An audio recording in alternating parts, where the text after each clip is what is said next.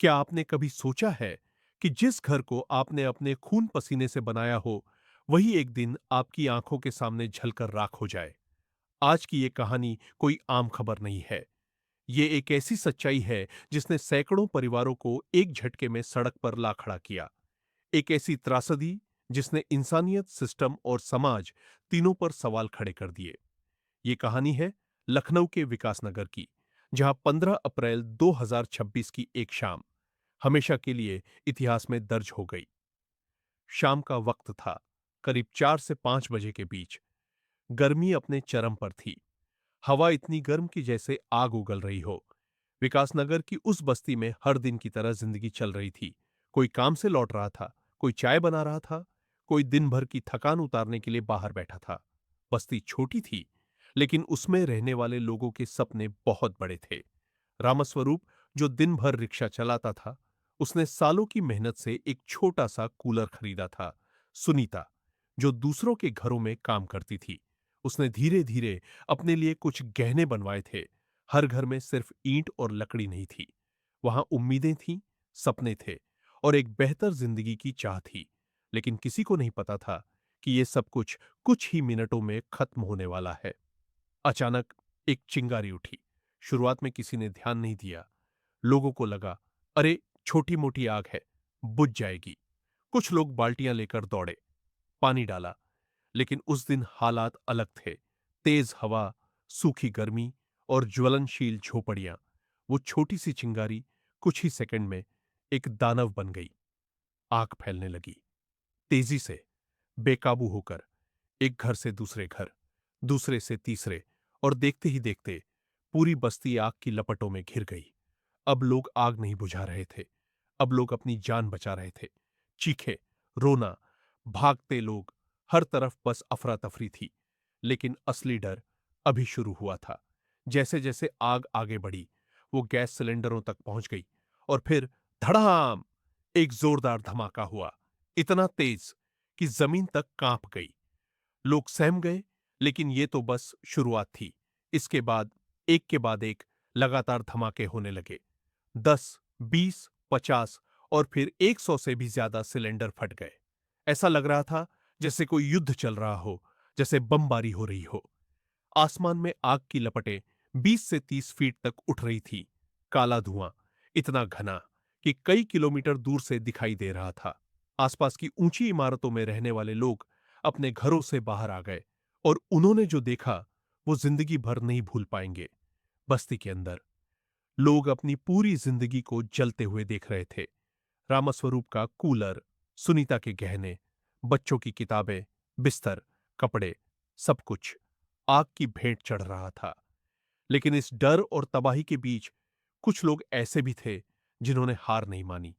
उन्होंने अपनी जान जोखिम में डाली, जलती बस्ती के अंदर गए, और जो सिलेंडर अभी तक नहीं फटे थे, उन्हें बाहर निकालकर नाले में फेंक दिया।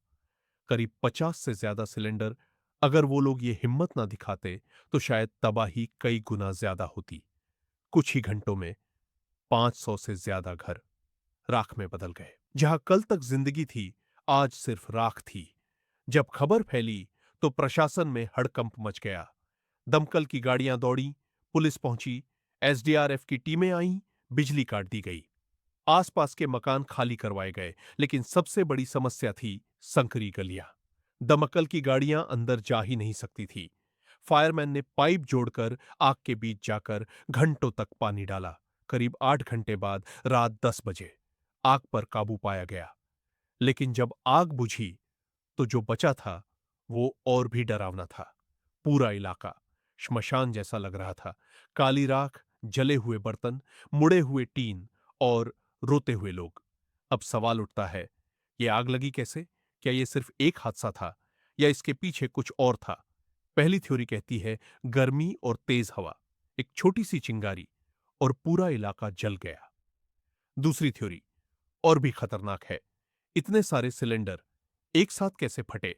क्या वहां अवैध गैस रिफिलिंग हो रही थी? अगर हां, तो यह सिर्फ हादसा नहीं, एक अपराध है। और तीसरी थ्योरी सबसे डरावनी है। वो जमीन जिस पर यह बस्ती थी, करोड़ों की थी। क्या यह सब उस जमीन को खाली करवाने के लिए किया गया? क्या यह एक साजिश थी? अभी जांच जारी है। फॉरेंसिक टीम काम कर रही है। पुलिस हर एंगल से जांच कर रही है। लेकिन सच क्या है, ये अभी भी एक रहस्य है।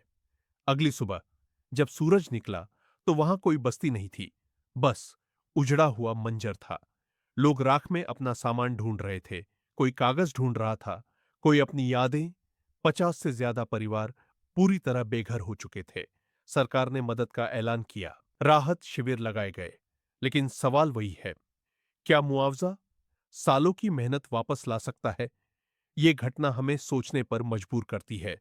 हमारे शहर तो स्मार्ट बन रहे हैं, लेकिन उन्हें बनाने वाले लोग अब भी असुरक्षित हैं।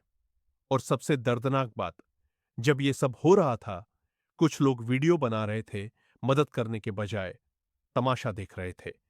लेकिन उम्मीद अभी भी जिंदा है, क्योंकि कुछ लोग ऐसे भी थे जिन्होंने जान बचाई, हिम्मत दिखाई। अब आप बताइए, आपको क्या लगता है? क्या ये सिर्फ एक हादसा था या इसके पीछे कोई बड़ा खेल छिपा है? अगर आपने यहां तक वीडियो देखा है, तो आप समझ सकते हैं कि यह सिर्फ एक कहानी नहीं, एक सच्चाई है। ऐसी सच्चाई जो कभी भी, कहीं भी दोहराई जा सकती है।